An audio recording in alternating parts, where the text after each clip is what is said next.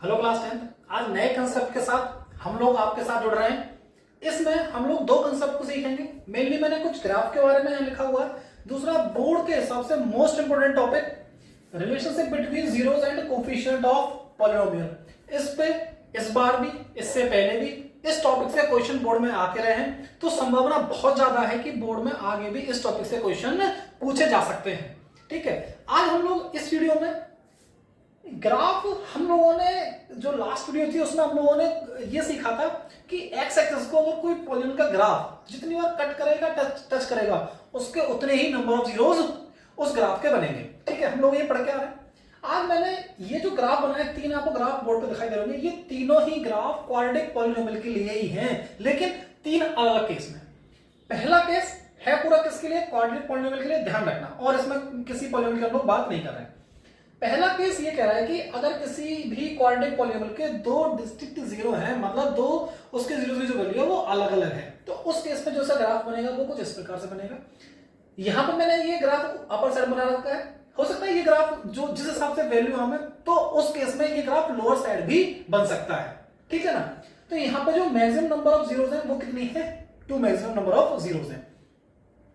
और देखो इसकी डिग्री भी तो है, तो हम लोग ये भी सीख के आ रहे हैं कि जो पॉलिनोमियल की डिग्री होती है उसके जो मैक्सिमम रूट्स या जीरोस होते हैं वो उसकी डिग्री के बराबर ही होते हैं। तो इस केस में ये चीज हम लोगों ने सीख ली कि इसके जो नंबर ऑफ जीरोस है वो कितने हैं? 2 है। दूसरा केस क्या कह रहा है कि यहां पे जो ये ग्राफ है ये एक्स एक्स को सिर्फ एक ही जगह कट कर रहा है या एक ही जगह टच करके निकल रहा है। इसका मतलब यहां पे जो नंबर ऑफ जीरोस होंगे वो कितने होंगे? सिर्फ एक नंबर जीरो होगा। कितना नंबर ऑफ जीरो यहां कितने होंगे? सिर्फ एक होगा। दूसरा एक ध्यान रखने बात क्या है, इसका मतलब अगर भैया ये एक है तो हम लोग ये सीख के आते हैं कि अगर किसी भी इक्वेशन को सॉल्व किया जाएगा, किसी भी पॉलिनोमियल को सॉल्व किया जाएगा तो उसकी डिग्री के बराबर आएगी। यहां पे क्या मतलब है कि जो यहां पे जीरो आएगी ना वो दोनों आपस में इक्वल रहेंगी। यहां पे जो जीरो रहेंगे आपस में कैसे रहेंगे? इक्वल रहेंगी। इसीलिए यहां पे ये सिर्फ एक ही पॉइंट पे टच करेंगे। ठीक है, इसलिए मैंने लिख दिया कि इक्वल रूट्स या इक्वल जीरोस यहां पे होंगी, यहां पे दोनों अलग अलग होंगी। तीसरा केस क्या कह रहा है? तीसरा केस ये कह रहा है कि यहां पे जो भी ग्राफ ड्रॉ होगा पॉलिनोमियल का, क्वाड्रेटिक पॉलिनोमियल का, वो एक्स एक्सिस को कहीं भी टच ही नहीं करेगा। जब टच ही नहीं करेगा एक्स एक्सिस को तो नंबर ऑफ जीरोस वहां पे कितने होंगे? फिर कोई भी वहां पे नंबर ऑफ जीरो रहेगा ही नहीं, क्योंकि नंबर ऑफ जीरोस के लिए एक्स एक्सिस को टच करना बहुत जरूरी है। ये जो केस है हम लोग जब चैप्टर नंबर 4 पढ़ रहे होंगे वहां पे इसका एक्चुअल रीजन जानेंगे।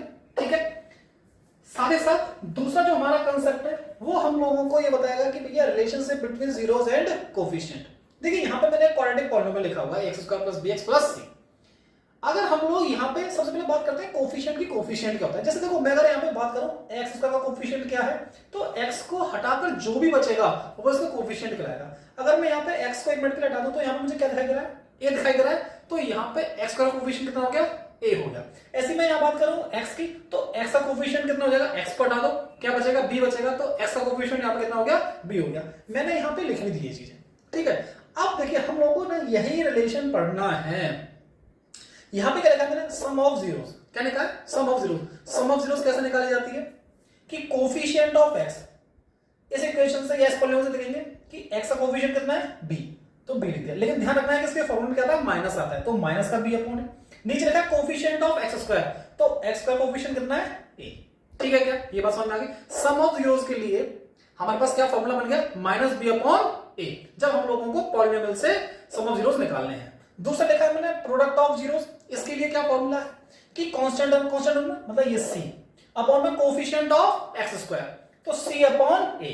ये हमारे लिए पॉलिनोमियल से जब हम लोगों को number of sum of zeros निकालने हैं या प्रोडक्ट ऑफ जीरोस निकालने हैं, तब हमारे पास उसके लिए फॉर्मूले ये आ गए। यहां पे मैंने क्या लिखा हुआ है कि कोई हमारे पास क्वाड्रेटिक पॉलिनोमियल है, इसके जो जीरोस हैं वो मैंने लेट से मान लिया अल्फा एंड बीटा। तो अगर मैं अल्फा प्लस बीटा करूंगा तो ये भी सम ऑफ जीरोस हो गए, क्योंकि उसके दो ही जीरो हैं, अल्फा और बीटा। तो मैंने उसको ऐसे लिखा अल्फा प्लस बीटा, उसकी वैल्यू किसके बराबर होनी चाहिए? -b अपॉन a के बराबर। दूसरा अगर इनका प्रोडक्ट करें अल्फा इंटू बीटा, इसकी वैल्यू किसके बराबर होनी चाहिए? c अपॉन a के बराबर होनी चाहिए। इसी को हम लोग बोलते हैं कि अगर ये वैल्यूज हमारी आपस में बराबर आ जाती हैं तो हम लोग बोल पाते हैं कि जो हमारा पॉलिनोमियल था उसने इस कंडीशन को वेरीफाई कर दिया। अभी तक हम लोगों ने जो पढ़ा उसको एक बार मैं आपके लिए कंक्लूड कर देता हूं। इसका मतलब ये होगा कि किसी भी क्वाड्रेटिक पॉलिनोमियल के जो मैक्सिमम नंबर ऑफ जीरोस की रहेंगे वो 2 रहेंगे। हम लोगों ने ग्राफ की मदद से ये सीखा कि उसके नंबर ऑफ जीरो की वैल्यू 1 भी हो सकती है और उसके पास कोई भी जीरो भी नहीं हो सकता है, ये भी हम लोगों ने अब तक सीख लिया है। बाकी हम लोगों ने जो अभी भी आपके सामने बोर्ड पर लिखा हुआ है इसको भी हम लोगों ने डिस्कस कर लिया। अब इसी टॉपिक पे हम लोग एक एग्जांपल की मदद से ये सीखते हैं कि इसको वेरीफाई कैसे किया जाता है। जो हम लोगों ने कंसेप्ट सीखा है, जब तक आप क्वेश्चंस नहीं करेंगे आपको ये कंसेप्ट समझ में नहीं आएगा। तो मैं आपके लिए क्वेश्चन या एक एग्जांपल करके दिखा रहा हूं। यहाँ पे मैंने बोर्ड पे लिखा हुआ है क्वाड्रेटिक पॉलिनोमियल। कैसे पता लगाया क्वाड्रेटिक पॉलिनोमियल? ध्यान रखो इसकी डिग्री कितनी है। डिग्री से आप लोगों को पता लग जाएगा। और हम लोग बेसिक इसका पढ़ के आ रहे हैं। अगर जिन बच्चों ने अब तक बेसिक की वीडियो नहीं देखी है, इस वीडियो से पहले मैं 2 पार्ट इसके बेसिक के बना चुका हूं। आप जाके उन वीडियोस को पहले देख लें, जिससे कि आपका बेसिक बहुत अच्छा हो जाए, फिर आप लोग इन क्वेश्चंस को आराम से कर पाएंगे। तो इसकी डिग्री कितनी? 2 है, इसलिए मैं इसको क्या बोल पा रहा हूं, ये क्वाड्रेटिक पॉलिनोमियल है।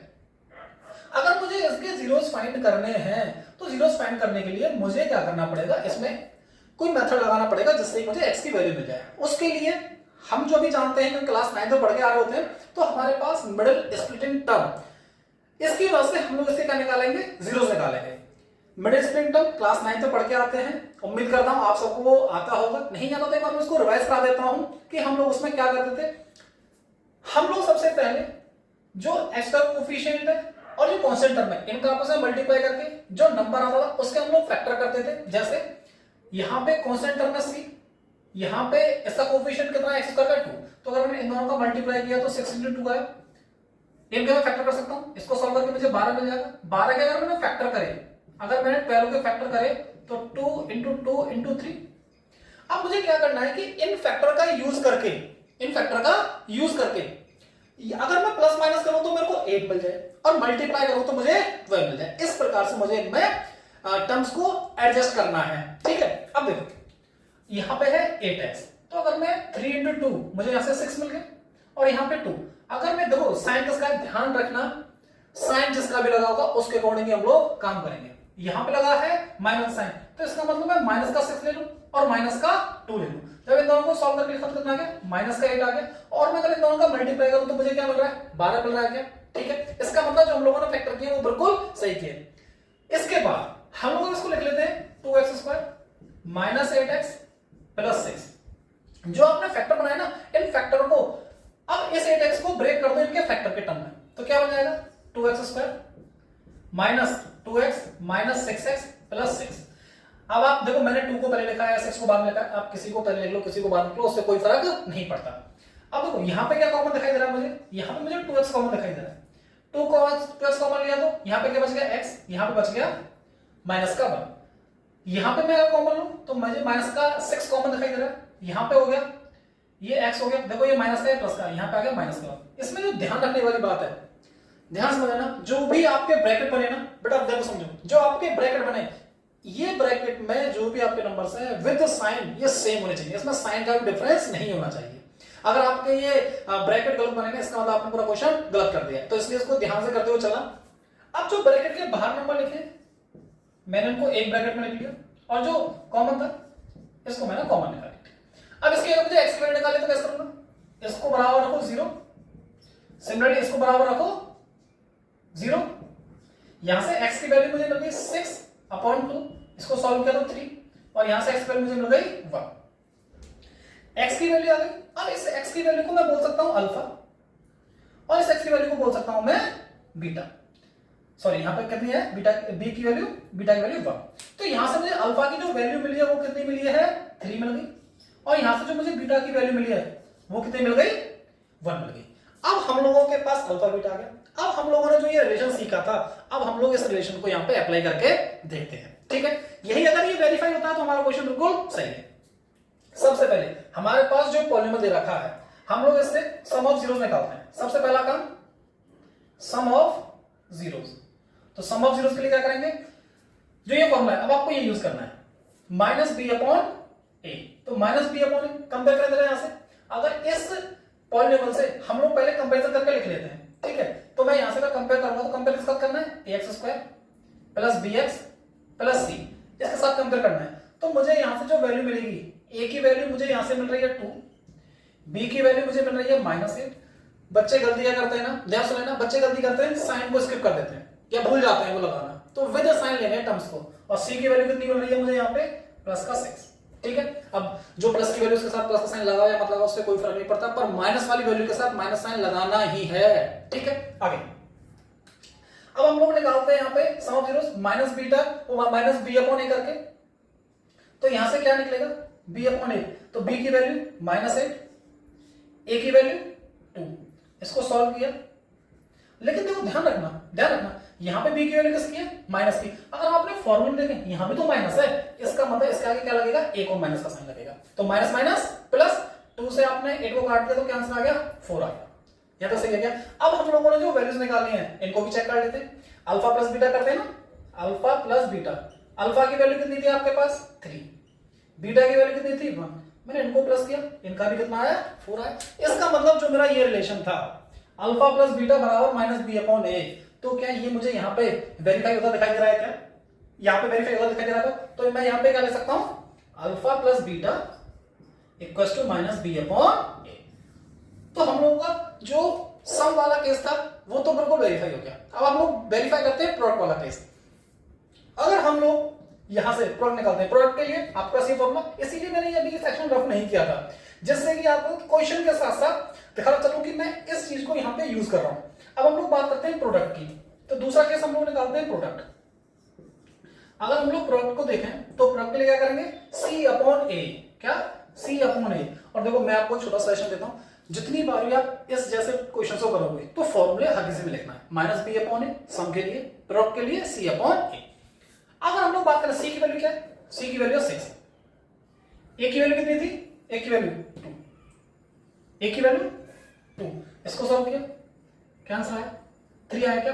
अब जो हमारे पास अल्फा इंटू बीटा वाला टर्म उससे सॉल्व करें, अल्फा इंटू बीटा, अल्फा की वैल्यू 3, बीटा की वैल्यू 1, इसको भी सॉल्व किया तो कितना आया 3 आया। इसका मतलब जो हम लोगों के पास ये वाला रिलेशन है अल्फा इंटू बीटा, इसकी वैल्यू इसके बराबर आ गई सी अपॉन ए के बराबर। इसका मतलब यहां पे हम लोगों ने इस क्वेश्चन को क्या कर दिया वेरीफाई कर दिया।